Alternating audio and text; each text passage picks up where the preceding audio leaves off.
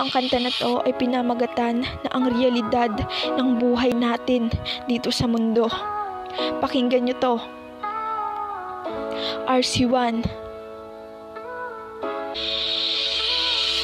Nakakalungkot na realidad sa buhay. Kapag buhay ka pa, kakain ka lang ng simple. Minsan masarap, minsan naman hindi. Pero pagpatay ka na, nagagawa kang ipagluto ng masasarap na pagkain kasi wala ka na. Kapag buhay ka pa, kailangan mo ng tulong pero walang magbibigay sa'yo kasi wala daw maitutulong kasi walang pera. Pero kapag patay ka na, ang daming tutulong sa'yo. Minsan pa nga nangungutang lang para makapagbigay ng abuloy kasi nakakahiya kapag walang maibigay.